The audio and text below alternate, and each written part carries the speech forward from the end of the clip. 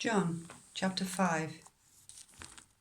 Sometime later, Jesus went up to Jerusalem for one of the Jewish festivals.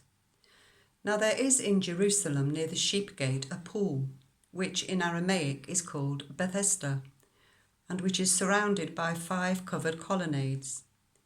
Here a great number of disabled people used to lie, the blind, the lame, the paralysed.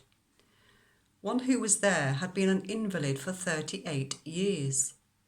When Jesus saw him lying there and learned that he had been in this condition for a long time, he asked him, "Do you want to get well?"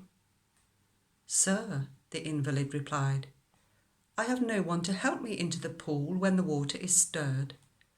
While I am trying to get in, someone else goes down ahead of me."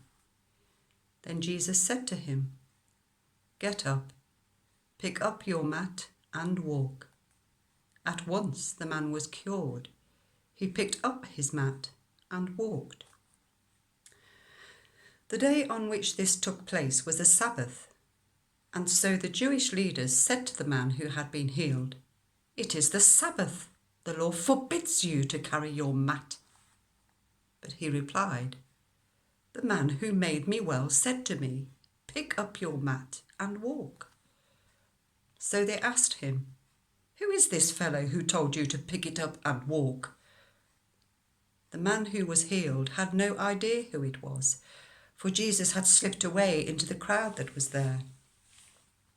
Later Jesus found him at the temple and said to him, "See, you are well again.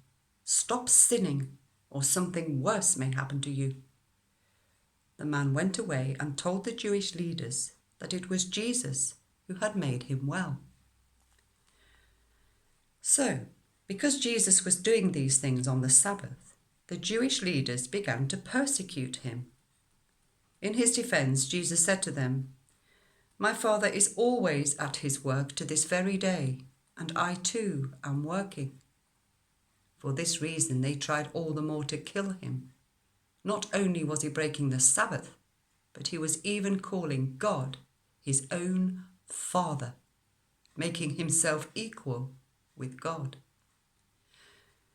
Jesus gave them this answer, "Very truly I tell you, the Son can do nothing by himself. He can do only what he sees his Father doing, because whatever the Father does, the Son also does. For the Father loves the Son and shows him all he does. Yes, and he will show him even greater works than these, so that you will be amazed.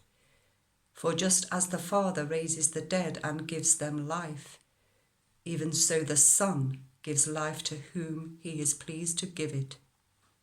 Moreover, the Father judges no one, but has entrusted all judgment to the Son, that all may honour the Son just as they honour the Father. Whoever does not honour the Son does not honour the Father who sent him. Very truly I tell you, whoever hears my word and believes him who sent me has eternal life and will not be judged, but has crossed over from death to life. Very truly I tell you, a time is coming and has now come, when the dead will hear the voice of the Son of God, and those who hear will live. For as the Father has life in himself, so he has granted the Son also to have life in himself. And he has given him authority to judge, because he is the Son of Man.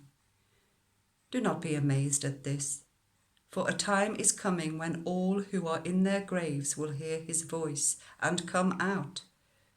Those who have done what is good will rise to live, and those who have done what is evil will rise to be condemned. By myself I can do nothing. I judge only as I hear, and my judgment is just, for I seek not to please myself, but him who sent me. If I testify about myself, my testimony is not true. There is another who testifies in my favour, and I know that his testimony about me is true. You have sent to John, and he has testified to the truth.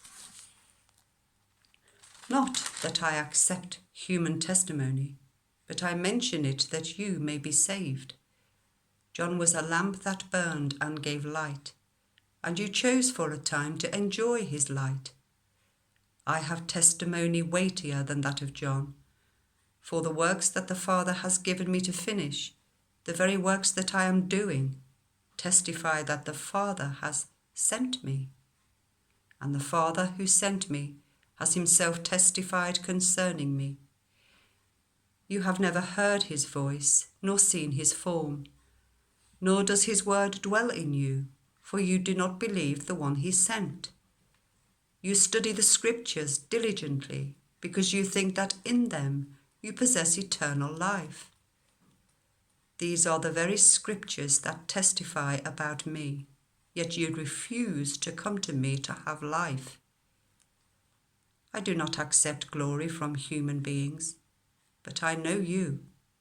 I know that you do not have the love of God in your hearts.